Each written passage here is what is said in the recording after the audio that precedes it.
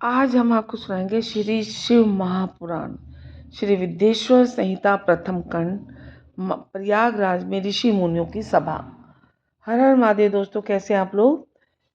श्री व्यास जी बोले, पूर्व काल की बात है, जब कल्प का अंत हुआ, नई सृष्टि हुई, उस समय प्रयागराज में ऋषि मुनियों की एक सभा हुई। जिस सभा के बीच सबने श्री सूत जी से अनुरोध किया कि हे महात्मन, सभी देवों के देव कौन है? कौन वो महान दिव्य शक्ति है जो सबसे परे है? इसके बारे में कृपया समझा कर कहें। इस पर सूत जी बोले, हे महामुनि, सभी देवों के देव महादेव हैं, जिनके इशारों पर ये तीनों भुवन चलता है। ऋषियों ने प्रश्न किए, हे सर्वज्ञानी सूत जी, कलयुग में मानव महाघोर पाप करेगा, सभी अपने धर्म कर्मों से दूर होकर अनेक पापों के बीच विलीन हो जाएगा। ऐसे पापियों से मुक्ति हेतु उपाय बताएं। श्री सूत जी बोले, हे मुनीश्वरों, सभी पापों से मुक्ति हेतु शिव पुराण का पाठ, श्रवण, पठन और मनन ही है। सिर्फ शिव पुराण का पाठ ही है जो आपको सभी पापों से मुक्ति दिलाएगा।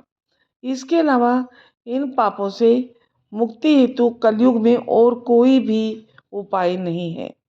और सबसे परे एक महादेव ही है, जिनके इशारों पर इंद्र, वरुण, कुबेर, सरस्वती, लक्ष्मी, विष्णु, यहाँ तक कि हम भी नाचते हैं।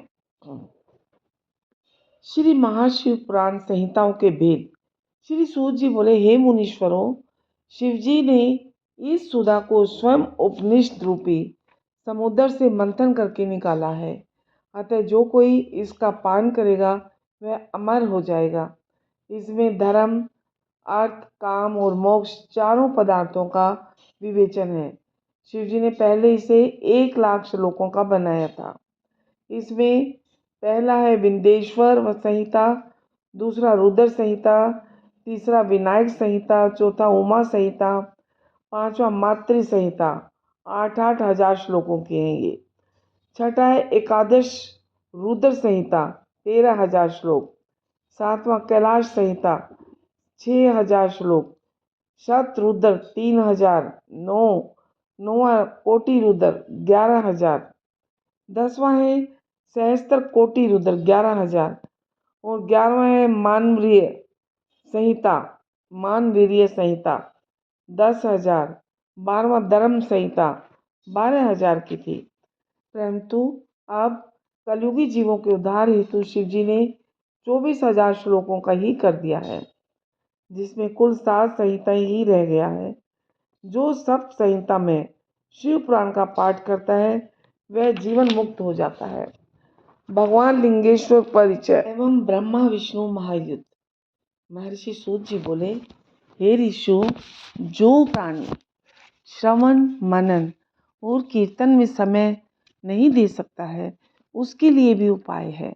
जो प्राणी मोक्ष, भोग और कल्याण हेतु शिवलिंग को स्थापित कर उन पर रोज स्नान आदि से निवृत्त होकर जल चढ़ावें एवं हृदय से पूजन करें, उसे भी भगवान शंकर की प्राप्ति हो सकती है और संसार रूपी भव सागर में खुश रहकर शिव धाम में स्थान ले सकता है।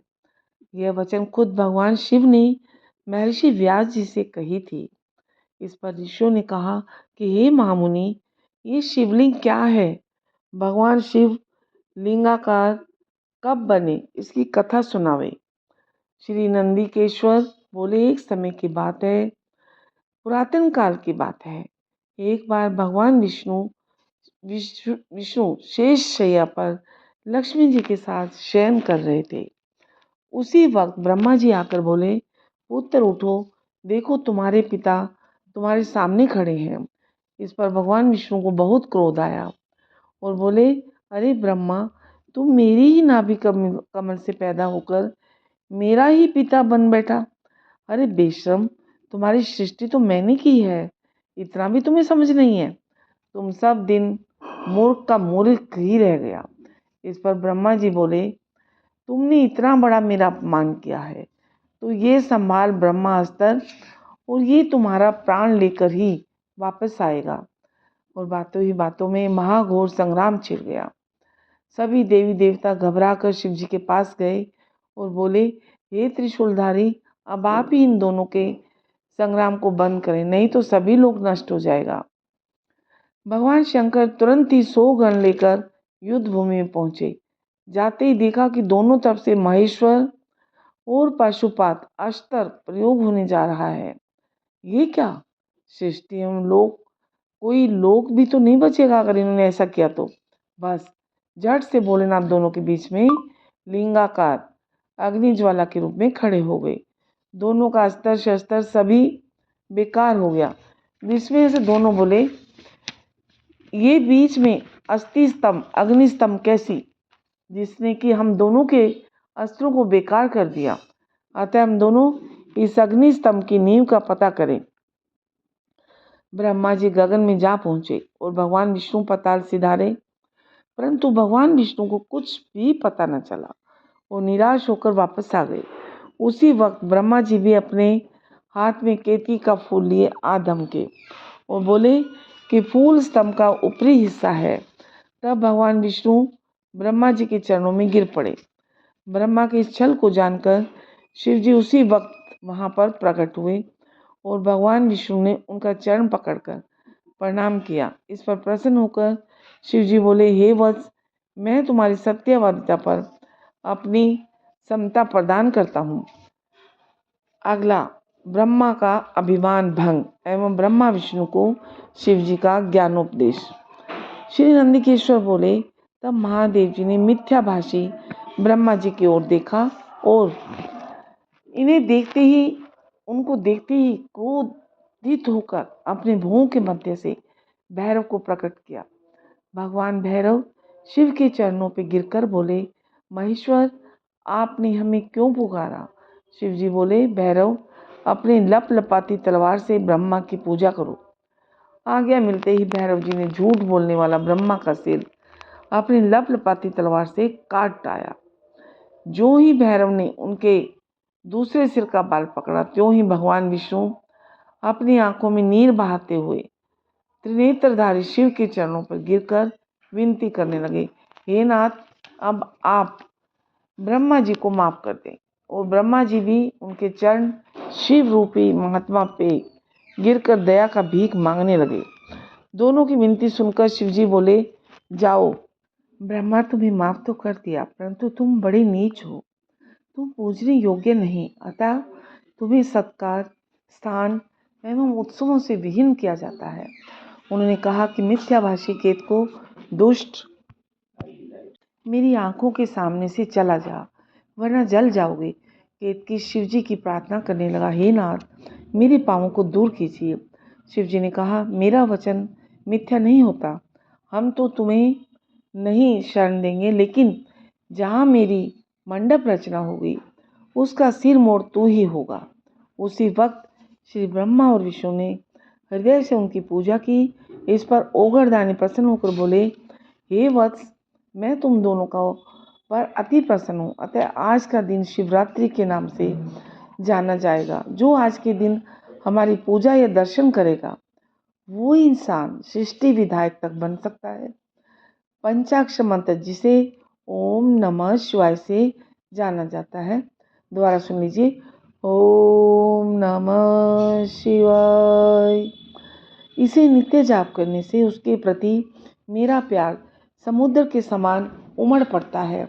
मेरा स्तंभ जो पहले प्रकट हुआ था वो आर्द्रा नक्षत्र है, जो अगहन के आर्द्रा नक्षत्र में उमा सहित मेरे रूप का या मेरे बेरेलिंग का ही दर्शन करता है, वो मुझे कार्तिकेय से भी अधिक प्रिय लगता है।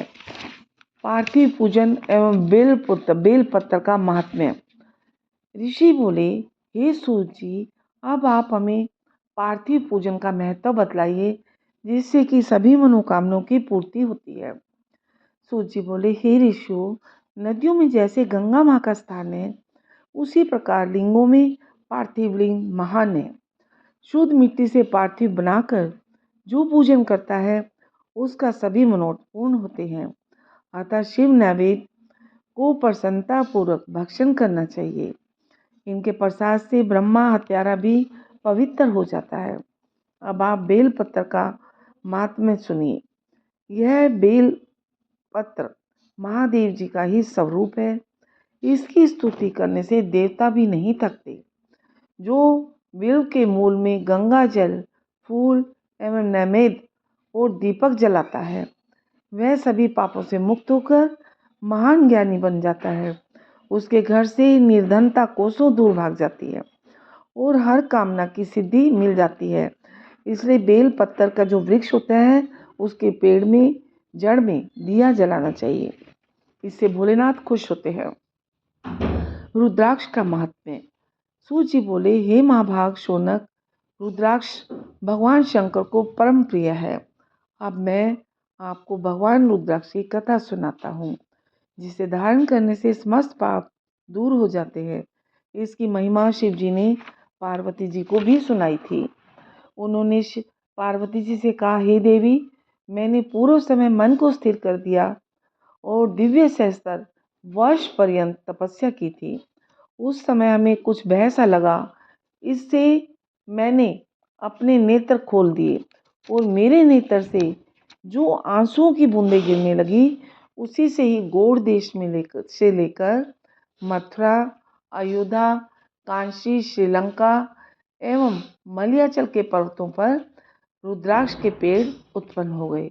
अतः इसकी माला समस्त पापों को नाश कर मुक्ति देने वाली है।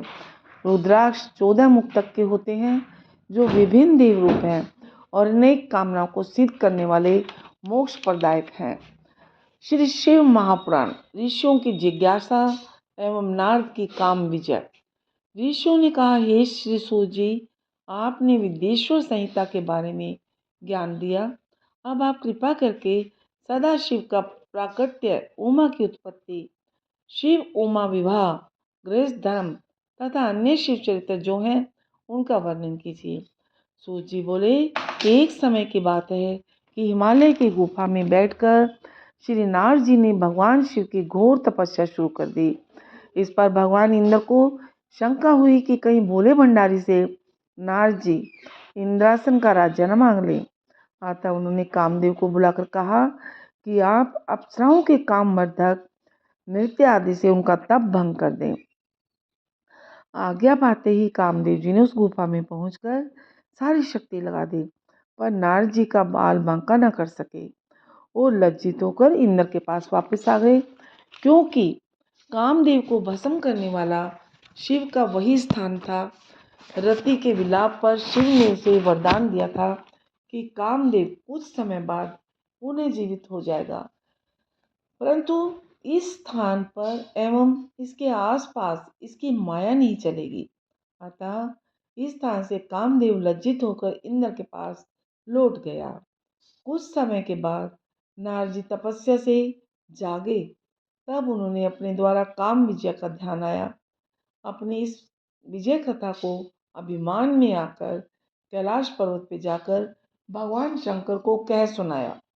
भगवान शंकर बोले, हे नारद जी, इस समाचार को किसी देवी देवताओं को नहीं सुनाना, खासकर भगवान विष्णु के आगे तो इसका वर्णन कभी भी नहीं करना। परंतु शिव की लीला से नारद यह कथा सुनाने विष्णु लोक में जा पहुँचे और गर्व के साथ अपनी काम विजय की संपूर्ण कथा कह सुनाई। भगवान विष्णु मन ही मन सोचने लगे कि नारद को बहुत ही अभिमान हो गया है। अतः उन्होंने उनका अभिमान तोड़ने के लिए एक माया नगरी का निर्माण वहां कर दिया। जिस रास्ते से नारद जी जा रहे थे कि उसी नगरी में शील निधि नामक एक राजा का राज्य था और उस दिन उनकी सुंदर गुणवती कन्या का स्वयंवर हो रहा था। जब वे राजा के पास पहुंचे तो राजा ने देव सुंदरी कन्या को बुलाकर उनके चरणों में डाल दिया और पूछा कि महर्षि, इस कन्या का वर कैसा होगा। उसे देखते ही नारद जी मोहित हो गए और बोले, हे राजन, तुम्हारी कन्या तो साक्षात लक्ष्मी का रूप है। इसको त्रिलोकी के समान और यशस्वी पति प्राप्त होगा। ऐसा कहकर मुनीश्वर वहां से चल दिए और विष्णु लोक पर आ पहुंचे। जाते ही विष्णु भगवान से बोले, हे देव, शीलनिधि की कन्या हमें मिलनी चाहिए, अतः आप थोड़ी देर के लिए हरि रूप हमें दे दें। विष्णु भगवान बोले, हे नारद जी, आप स्वयंवर में जाए, आपको हरि रूप अवश्य मिलेगा। और भगवान विष्णु से वर लेकर गर्व से नारद जी स्वयंवर में चल पड़े।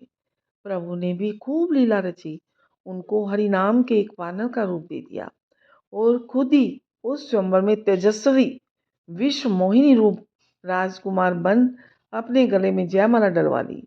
अब नारद जी का वानर का रूप केवल कन्या ने ही देखा था। इस भेद को वहां बैठे दो रुद्रगण ने जान लिया और हंसकर नारद जी से बोले, हे महर्षि, ये वानर का रूप बनाकर आप राजकुमारी का दिल को जीतने आए थे, जरा परछाई तो दर्पण में अपनी देखो। नारद जी शिव माया को समझ ही नहीं पा रहे थे। रुद्रगणों को हंसते देखकर नारद जी ने जल में अपनी छाया देखी। देखते ही वो क्रोध में भड़कते हुए बोले, अरे रुद्रगणों, तुम हम पर हंसते हो, दोनों राक्षस हो जाओ। और तुरंत ही विष्णु लोक पहुंचा। श्री विष्णु पर क्रोध करते हुए बोले, अरे दुष्ट, कपटी, मलिन, दुखित किया मन वाले, तू दूसरे को सुखी होता देख ही नहीं सकता। तुमने स्त्री क्लेश से मुझे दुखित किया है और स्वयं कपट से राजा का रूप धारण किया है, अतः तुम मनुष्य रूप से राजा होकर स्त्री दुख भोगोगे। तुमने मेरा वानर का रूप बनाया था, अतः वही वानर तुम्हें सहायता करेंगे। अब विष्णु भगवान ने शिव की कृपा से यह श्राप स्वीकार करते हुए अपनी माया को समेट लिया। नारद स्तब्ध होकर पश्चाताप करने लगे कि बोले, हे नाथ, हमें क्षमा कर दे। भगवान विष्णु बोले, हे नारद जी, उन्हीं को कोई नहीं टाल सकता और आपको अभिमान हो गया था। जो भी भगवान शिव की आज्ञा का उल्लंघन करता है उसका यही अंजाम होता है। भगवान शंकर नारद जी के द्वारा ब्रह्मा जी से शिव शक्ति का ज्ञान और ब्रह्मा विष्णु की उत्पत्ति। सूत जी बोले, भगवान शंकर की कृपा बतलाकर बोले, हे नारद जी, इसमें मुक्ति पाने हेतु भगवान शिव के 100 नाम जपिए और मृत्यु लोक जाकर शिवलिंगों का दर्शन करके मुक्ति पावे। श्री नारद जी ने ऐसा ही किया। फिर मृत्यु लोक में वापस सीधे ब्रह्मा जी के पास गए और बोले, हे पिताजी, कृपा करके आप भगवान शिव की पूर्ण महिमा सुनावें। ब्रह्मा जी बोले, महाप्रलय के समय सभी स्थावर जंगम नष्ट हो गए थे। सूर्य, चंद्र, ग्रह, तारे, वायु, पृथ्वी, जल कुछ भी नहीं था, केवल आकाश ही प्रधान था। उस समय केवल अनंत स्वरूप अपूर्व परमानंद सदा शिव ही व्यापक रहते हैं। उन्होंने अपने शरीर से स्वच्छंद रहने वाली, कभी नाश न होने वाली शक्ति प्रकट की। शिव ने उस पराशक्ति के साथ शिवलोक नामक क्षेत्र की रचना की। उस उत्तम क्षेत्र को काशी कहते हैं, जो उत्तम, सर्वोपरि तथा मोक्ष को प्रदान करने वाली है। शिव जी ने धनुष धारण करके वहां एक आनंद कानन बनाया था। उसमें शिव शिवा के ने रमन करते हुए दूसरे पुरुष के निर्माण की इच्छा की और सोचा कि उसे काशी का भार सौंपकर काशी में शांति से शयन करेंगे। यह निश्चय करके दक्षिण भाग के दशम अंश से सुधा रूप आसव स्राव किया, जिससे त्रिलोकी में सर्व सुंदर पुरुष आविर्भाव हुआ और शिवजी ने उनका नाम विष्णु रखा। उन्होंने तप किया। तप के बाद विष्णु के शरीर से अनेक जलधाराएं निकली। उसमें विष्णु ने थक कर शयन किया। फिर उसमें सभी तत्वों की उत्पत्ति हुई। फिर उनका विस्तार हुआ तथा संसार की सृष्टि हुई। उनके साथ शिव ने विष्णु के नाभि कमल पे हमारी उत्पत्ति की और तप करके ज्ञान प्राप्त की। अब धरती, स्वर्ग, कैलाश एवं सृष्टि की रचना। उसके बाद शिव जी ने हमें सृष्टि की रचना एवं विष्णु को पालन करने का अधिकार सौंपे। फिर शिव जी का ध्यान करके मैंने सृष्टि रचना प्रारंभ की। प्रथम जल बनाया, उसमें से एक अंजुलि जल भरकर 24 तत्वों का एक अन्न बनाया और वह अन्न विस्तार होता गया। इससे विराट होने पर भगवान विष्णु का मैंने ध्यान किया। उन्होंने इसमें प्रवेश करके चेतन किया। उसके सहस्त्र हाथ, सहस्त्र पाद, सहस्त्र नेत्र सहस्त्र सिर हो गए। उस विराट से सभी पृथ्वी को आवृत कर दिया। फिर बैकुंठ की रचना की। विष्णु भगवान कैलाश से बैकुंठ चले गए।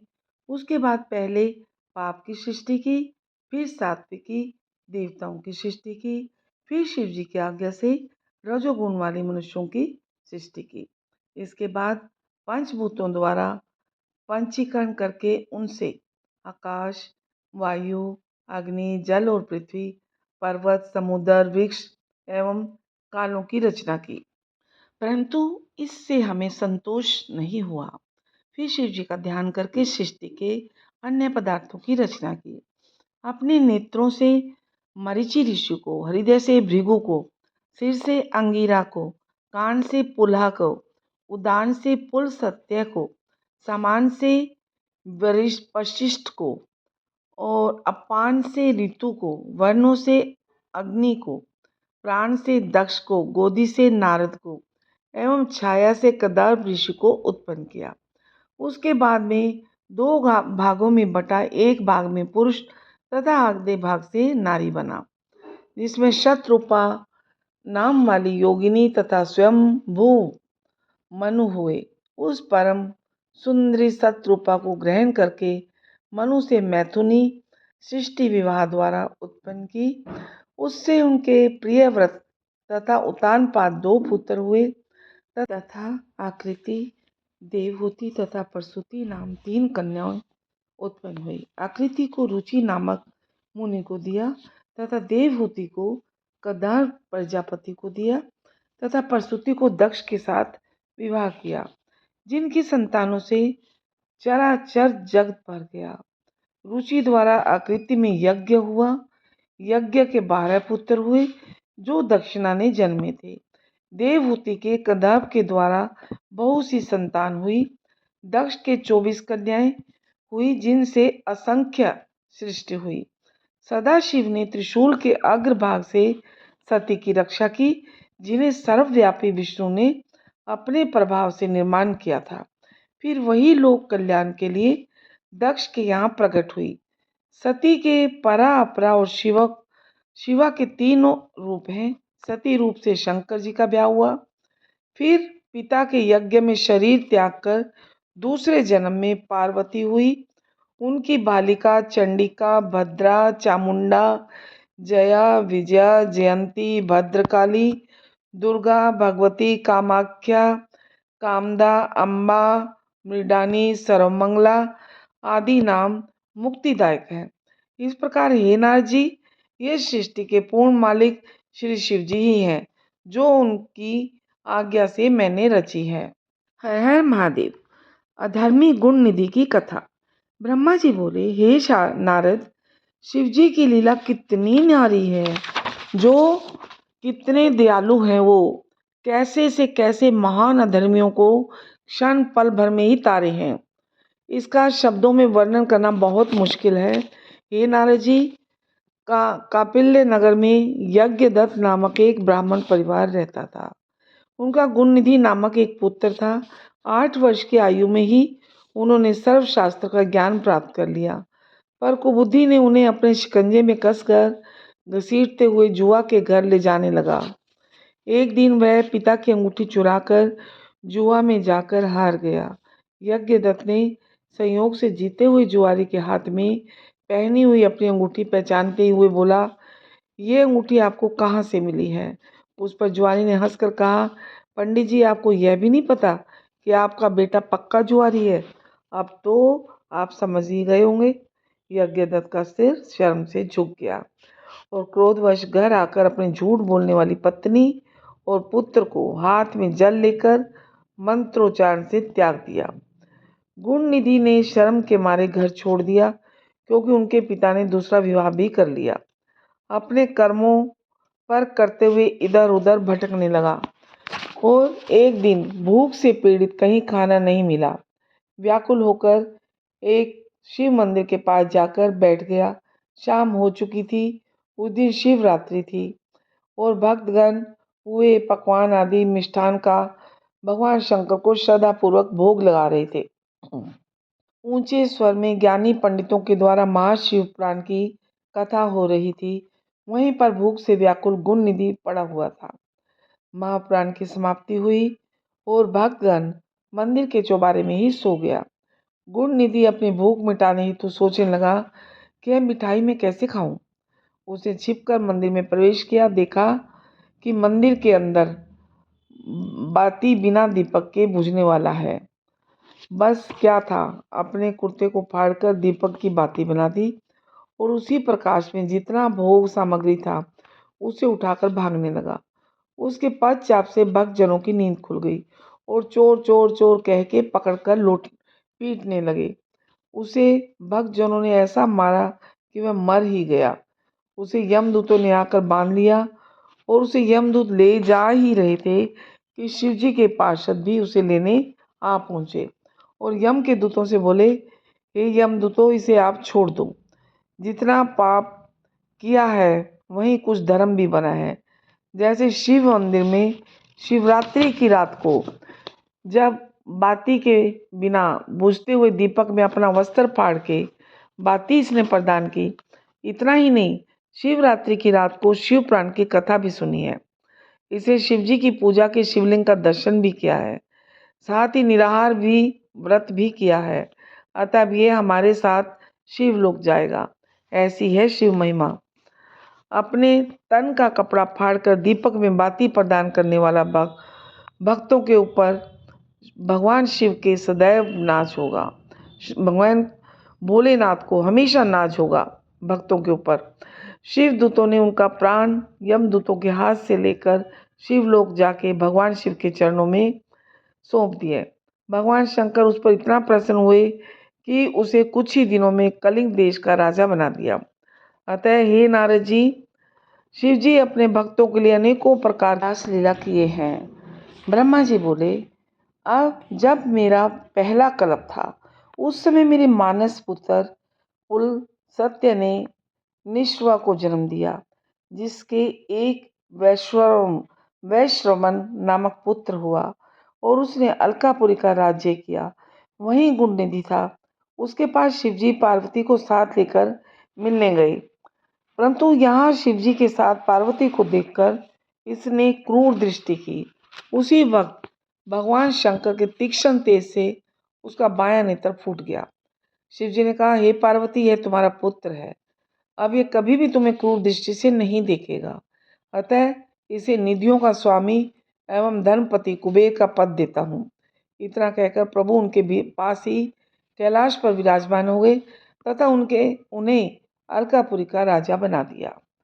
फिर कुबेर कैलाश पर तपस्या करने लगे। उनके तपोबल से रुद्र ने आकर जोर जोर से डमरू बजाना शुरू किया और उस ध्वनि पर ब्रह्मा, विष्णु एवं महेश को भी पहुंचना पड़ा।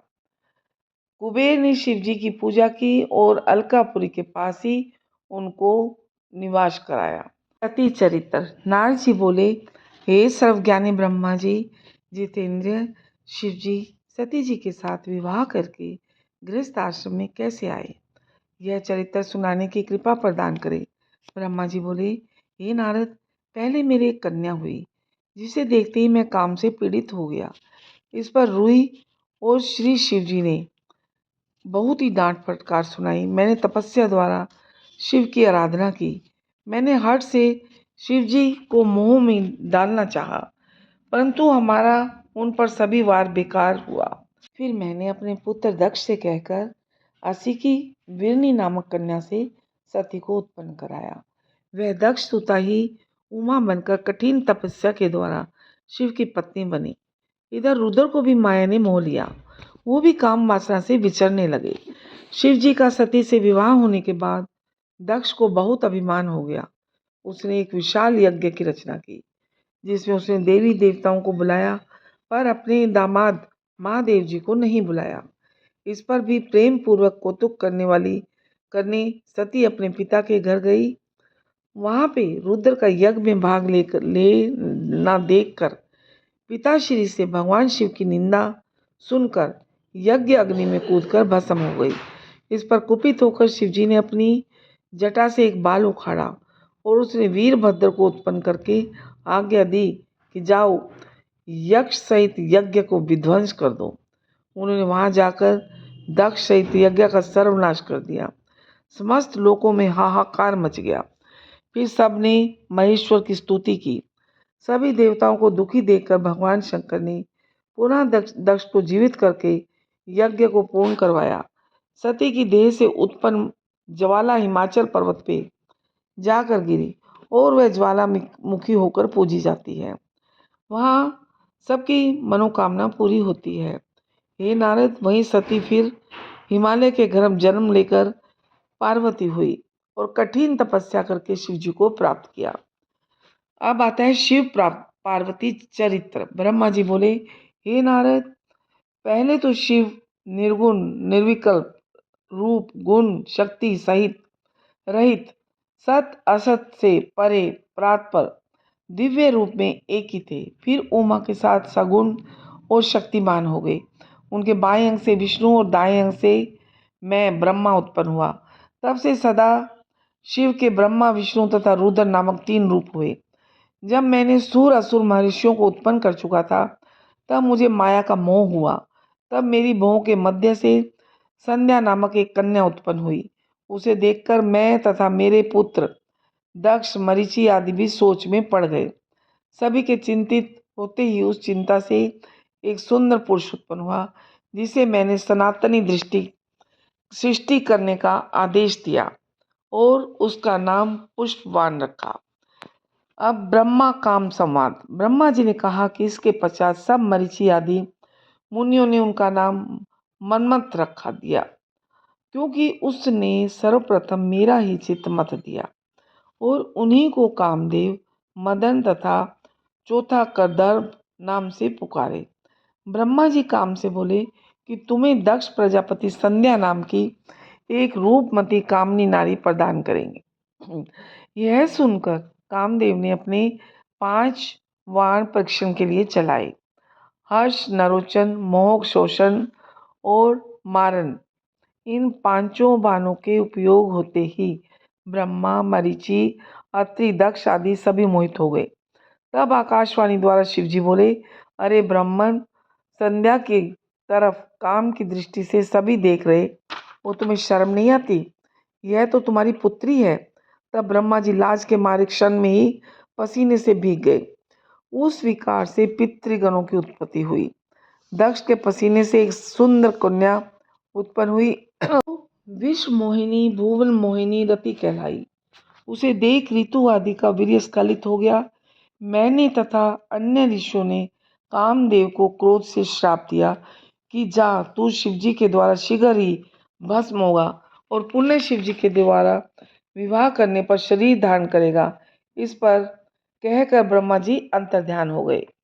कामदेव रति विवाह एवं संध्या की तपस्या। इसके बाद दक्ष के अनुरोध पर कामदेव रति से विवाह करके अति प्रसन्न हुआ। ब्रह्मा जी ने कहा, जब मैं काम को श्राप देकर अंतर्ध्यान हो गया, तब शिव जी भी चले गए। इधर मेरी पुत्री संध्या सोचने लगी कि मेरी जैसी पापिन कौन होगी जिसे देख के पिता और भ्राता भी काम की इच्छा करते हैं। तो वो चंद्रभामा नदी के तट पर चंद्रभाग पर्वत पे जाकर तपस्या में बैठ गई और मैंने वशिष्ठ जी को भेजकर ओम नमः शंकराय मंत्र से तप करने को कहा। इस प्रकार वशिष्ठ जी ने जाकर उसे तप की विधि बतलाई। अब शिव जी द्वारा संध्या को वरदान। ब्रह्मा जी बोले, संध्या सानंद मन को तपस्विनी वेश बनाकर तपस्या करने लगी। वह 4 युग तक तपस्या में बैठी रही। तब शिव जी ने उसे दर्शन दिया और संध्या ने मुग्ध होकर आनंद से नेत्र बंद कर लिए।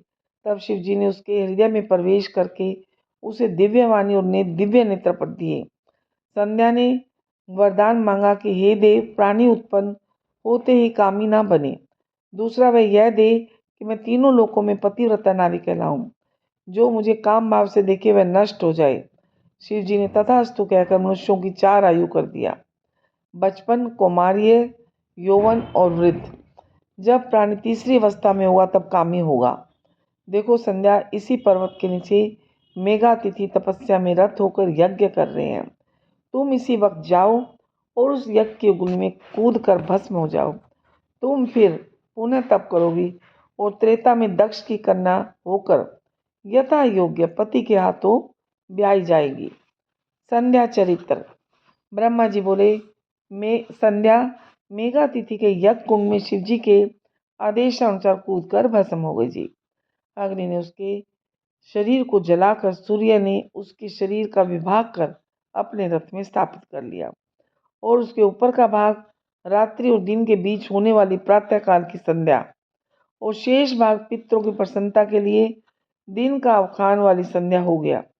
उसके प्राण को दयालु शिव जी ने अपनी दिव्य देह में स्थापित कर लिया।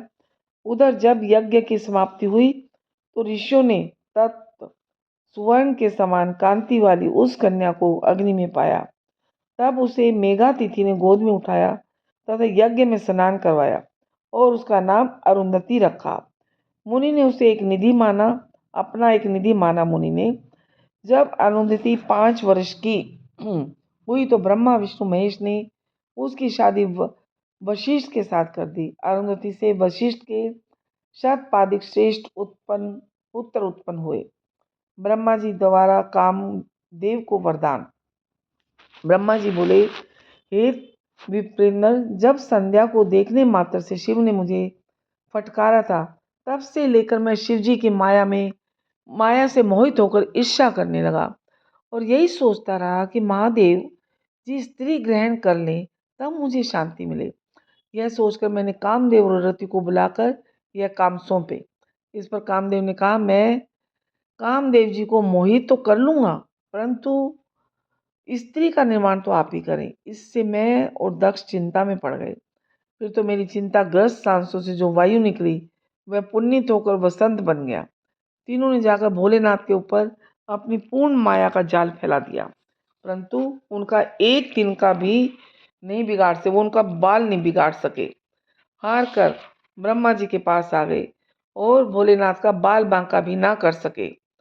ब्रह्मा विष्णु संवाद। हे नारद, कामदेव रति के हारने के बाद महादेव जी को मोहित करा देने का मेरा अहंकार पूर्ण रूप से चूर चूर हो गया और इसके बाद मैंने पीताम्बरधारी विष्णु भगवान को नेत्र में आंसू भरते हुए पुकारा। उन्होंने आकर कहा, हे ब्रह्मा, यह हट छोड़ दो, क्योंकि उन्हें कोई भी मोहित नहीं कर सकता।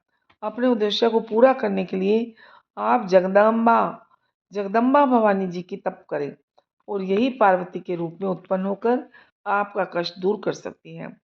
ब्रह्मा जी बोले, मधुसूदन की आज्ञा पाकर मैंने कई वर्षों तक जगदम्बे की तपस्या की। वो खुश होकर प्रकट हुई और उन्होंने यही कहा कि ब्रह्मा, आप ये हट छोड़ दें, क्योंकि उन्हें मोहित करना किसी के बस में नहीं। फिर भी मैं आपका मनोरथ पूरा करने हेतु दक्ष की कन्या बनकर जाऊंगी। मैं तो भगवान शिव के एक दासी मात्र हूँ। दक्ष द्वारा भगवती की आराधना एवं ब्रह्मा नारद संवाद। ब्रह्मा जी बोले, हे नारद, दक्ष ने ब्रह्मा जी के आदेशानुसार 3000 दिव्य वर्षों तक तप किया।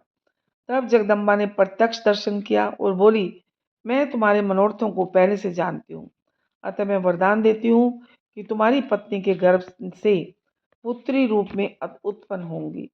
कठिन तप द्वारा शिव की पत्नी बनूंगी। तब दक्ष ने पंचजन के अंग से उत्पन्न कन्या वीरनी को अपनी पत्नी बनाया और उसने मैथुन धर्म स्वीकार किए। वीरनी से उसने हर्षसव नाम वाले 10,000 पुत्र उत्पन्न किए। उनसे उन्होंने सृष्टि का विस्तार करने को कहा, परंतु वे तुझ नारद उपदेश से प्रवृत्ति छोड़ निवृत्ति के उपासक बन गए और इससे दक्ष को बड़ा दुख हुआ और तुम्हें श्राप दिया कि तुम पृथ्वी पर स्थिर नहीं रह सकोगे। दक्ष ने फिर देवी की आराधना की। तब से बालिका का रूप धारण करके माता के पास जाकर बैठ गई और रुदन करने लगी।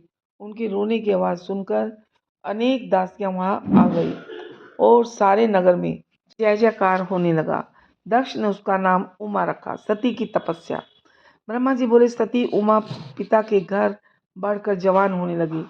सती ने स्वयं ही माता से शंकर जी को पाने की इच्छा प्रकट की। माता के कहने पर सती ने 12 महीने तक शिव की आराधना की और उनके तप से खुश होकर दश नारद ब्रह्मा विष्णु तक भी ऋषि के वेश में पधारे। तब मैं और विष्णु दोनों मिलकर शंकर जी के पास गए और उनसे विनती की कि हे प्रभु, हम दोनों ने स्त्री स्वीकार कर लिए हैं, अब आप भी देवताओं के हित के लिए कोई स्त्री ग्रहण करें। इस पर प्रभु बोले, हे ब्रह्मा विष्णु, मेरे जैसे अवधूत विखत तपस्वी को नारी का क्या काम मेरे लिए। अगर आपके हट पे मैं स्त्री स्वीकार कर भी लूं तो आप उस काम रूपिणी योगिनी को दीक्षित कीजिए जो मेरे तेज को जान सके। तब हमने कहा, हे प्रभु, आपकी कृपा से आपके लायक स्त्री लक्ष्मी का तीसरा अवतार उमा राजा दक्ष के घर उत्पन्न होकर आपकी तपस्या कर रही है। जाकर आप वरदान दे और उन्हें पत्नी के रूप में स्वीकार करें। फिर भोलेनाथ ने तथास्तु किया और हम दोनों वहां से आनंद पूर्वक विदा हुए। सती को वर की प्राप्ति। ब्रह्मा जी बोले कि सती अविचल भक्ति भावपूर्ण आराधना पर खुश होकर भगवान शिव ने दर्शन दिए। दर्शन देकर वर मांगने को कहा सती से। सती लज्जा से उन्हें अभिव्यक्त नहीं कर पाती थी। फिर भी लज्जा त्याग कर सती ने कहा कि हे वर, आपको जो अच्छा लगे वही वर दीजिए। तब शिव जी ने कहा, तुम मेरी अर्धांगिनी बनो। सती कामना युक्त होकर प्रेम पूर्ण दृष्टि होकर शिव जी को देखने लगी। दोनों प्रेम विभोर हो उठे। फिर शिवा बोली, हे नाथ, आप मुझे पिता के समक्ष विवाह विधि से ग्रहण करें। शंकर जी ने अमित प्रेम से देखते हुए तथास्तु कह दिया और अंतर्ध्यान हो गए। फिर हमें बुलाकर कहा, हे ब्रह्मा, आप दक्ष के पास जाकर कन्या के लिए आज्ञा दे दो। दक्ष प्रजापति ने समाचार सुनते ही हाँ कह दिया और ब्याह का शुभ मुहूर्त निकलवाया और शादी कर दी। सती का शिव जी से विवाह। ब्रह्मा जी बोले, हे नाथ, चैत्र शुक्ल त्रयोदशी स्वीकार के दिन फाल्गुनी नक्षत्र में बड़े हर्षोल्लास के साथ बारात यात्रा प्रारंभ हुई। बारात की शोभा अनिवर्चनीय थी। सभी देवी देवता अपने अपने वाहनों पर सवार थे। भूत प्रेम योगिनी नाचते गाते जा रहे थे और नंदी पर आसीन सर्पेश्वर शिव की आभा का क्या कहना था। अनुपम दृश्य था। दक्ष प्रजापति ने शुभ घड़ी में अमित हर्ष के साथ सबका स्वागत सत्कार किया और शिव जी ने अमित सुंदरी सर्वगुण संपन्न शिवा को अंगीकार कर अपनी अर्धांगिनी बनाया। सभी देवी देवताओं ने मंगल कामना की। बोलो हर हर महादेव, जय भोलेनाथ। यह शिव प्राण सुन रहा है और जो सुना रहा है उसकी सभी इच्छाएं पूरी होती हैं। भोलेनाथ बहुत ही भोले हैं, बहुत जल्दी प्रसन्न होते हैं। इसलिए शिव प्राण सुनने वालों, सुनाने वालों, आप सभी की सारी मनोकामना पूरी होंगी अगर आप सच्ची श्रद्धा से सुना रहे हैं और सुन रहे हैं तो। और अगर आप चैनल पर नए हैं तो दोस्तों, एक बात बड़ी रिक्वेस्ट करती हूँ मैं एक बात के लिए आपसे कि चैनल को सब्सक्राइब कीजिए और पास में जो बेल आइकन है उसको प्रेस कीजिए ताकि आने वाली हर नई वीडियो, हर नई जानकारी जो भी हम लेकर आते हैं उसकी नोटिफिकेशन आप तक पहुंच सके। और वीडियो को अच्छी लगे लाइक कीजिए, ज़्यादा से ज़्यादा लोगों को शेयर कीजिए। वीडियो में अंत तक जुड़े रहिए। वीडियो पूरी देखिएगा, स्किप करके मत देखिएगा, बीच में अधूरा रह जाएगा। धन्यवाद।